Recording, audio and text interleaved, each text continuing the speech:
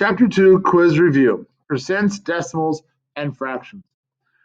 Write each fraction or mixed number as a decimal. So to write a mixed number or a fraction as a decimal, I'm going to take my numerator and divide that by my denominator. So number 1, I would have 6 divided by 9. And when I do that, I go to my calculator, I take 6 divided by 9, and I get 0.66666666666. So that means that my decimal is 0.6666 repeating. So to write that as a decimal, I would write it as 0.6 repeating. Now, number 2, I have 3 and 6/8. So that's like having 3 plus 6/18 of another. So I'm going to leave this part alone for right now, and I'm only going to look at 6/18. Let's change that to a decimal. So I take 6 divided by 18. So I go to my calculator, I take 6 divided by 18, and I get 0.33333333. So my decimal is 0.3333333333 repeating. So to write that as a decimal, that's 0.3 with a hat over it. But now I want to bring over this plus 3. So I'm going to add 3 plus 0.3, and I get 3.3, the line over it. Numbers 3 and 4 want you to write each decimal as a fraction or mixed number in simplest form. So again, to take 4 and 8/100ths, I have to know my place value. So I have my decimal, 1, 2, 3, right? This is my tenths. This is my hundredths. And this last one here is my thousandths. So as I write 4.08, that's 4 plus 0.08. Well, I know that 8 is going to be my numerator. And 1, 2 numbers after my decimal, 1, 2, that's hundredths. That means my denominator is 100. If I use my pineapple upside down cake method, 8 and 100, I know that 2 is a factor. 2 times 4 is 8. 2 times 50 is 100. They're both even numbers, so I'm going to use 2 again. 2 times 2 is 40. There's 4, sorry. 2 times 25 is 50. So I know 2 and 25, 2 only has a common factor of 2, where 2 does not go into 25. So 8 100ths as a fraction is 2 25ths. So then I can add this 4 onto it, where I have 4 whole pizzas and 2 25ths left. If I look at number 4, the highest temperature recorded on the Earth is 136.5 degrees Fahrenheit. Write 136.5 in as a mixed number in simplest form. So here's 136.5. So it's the same as 136 plus 0.5. 5 is going to be my numerator. One number after, so my denominator is 10. To do pineapple upside down cake method, oops, let's do that down here. There's 5 and 10. 2 is not a factor, 3 is not a factor, 5 is. 5 goes into 5 once, 5 goes into 10 twice. So there's my fraction of 1/2. And the 136, that just comes right down with it. And there you go, 136.5 as a mixed number. Number 4, to write each percent as a decimal. Percent to decimal. When you go from a percent to a decimal, you divide by 100. So if I take 33%, I take the percent, which is 33, and I divide that by 100, and that gives me 0.33. Same thing as number 6. I take 0.7, I divide that by 100 on my calculator, and I'm going to get 0.007.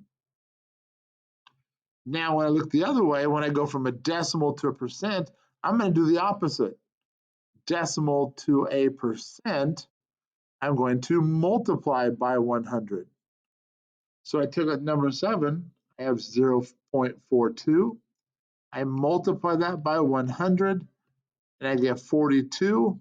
And because I'm asking for a percent, I have to add the percent sign. Number 8, again, I take 0.618. I multiply that by 100, and I get 61.8. Again, asking for a percent, so I have to have a percent sign on it.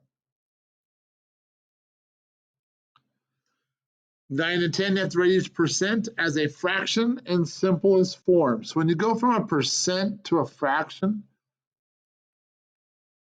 I want to stop in between, and I want to change that to a decimal.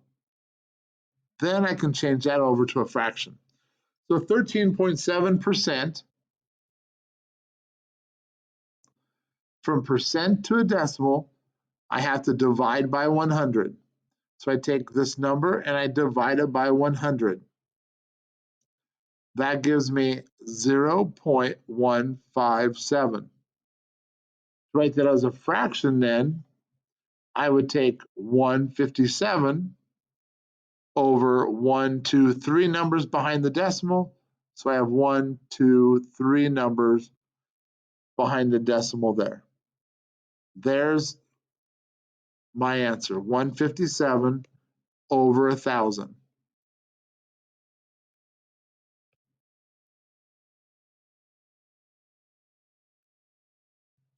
So when I look at 36%, I do the same thing. 36%, divide that by 100, I get 0.36. As a fraction, that's 36 over 100, 2 numbers after the decimal, 2 zeros. So then I go 36 and 100, do my pineapple upside down cake method. 2 goes into 36 18 times, and 100 is 50. Both even numbers, so I can divide each by 2. 9, 2 goes into 50, 25 times. So as a fraction in simplest form, that's 925. To write each fraction as a percent, again, I do the same thing. I go the other way though. I start with my fraction. I go to my decimal, and for my decimal, I go to a percent. So 6/25. Or we can skip that part and use cross multiply and divide. So I have 6/25. Percent is per 100. So I draw a fraction for 100. I cross multiply.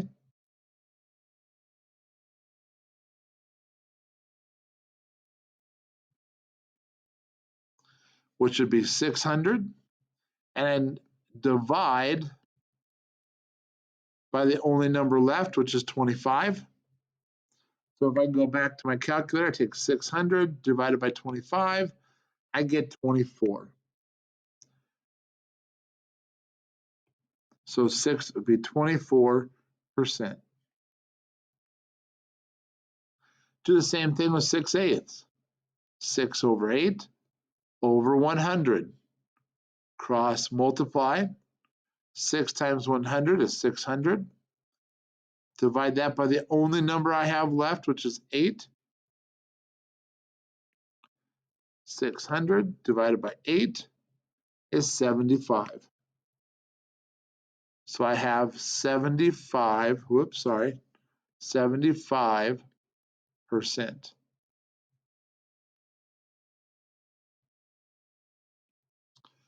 Number 13 and 14 again is writing that decimal as a percent.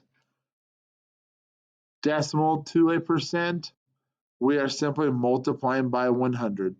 So I take 9.2, I multiply that by 100, I get 920%. Again, when looking for a percent, got to have your percent sign. 0.094 times 100, you're going to get 9.4%.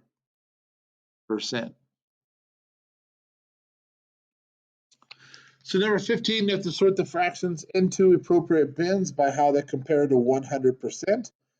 So we have less than 100%, equal to 100%, or greater than 100%. So way to look at this is if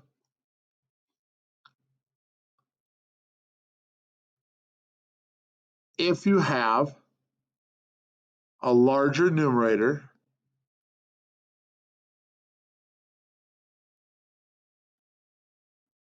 than denominator,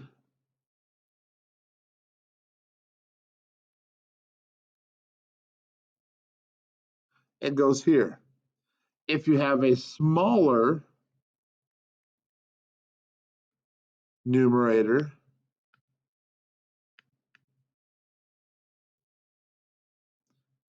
than your denominator,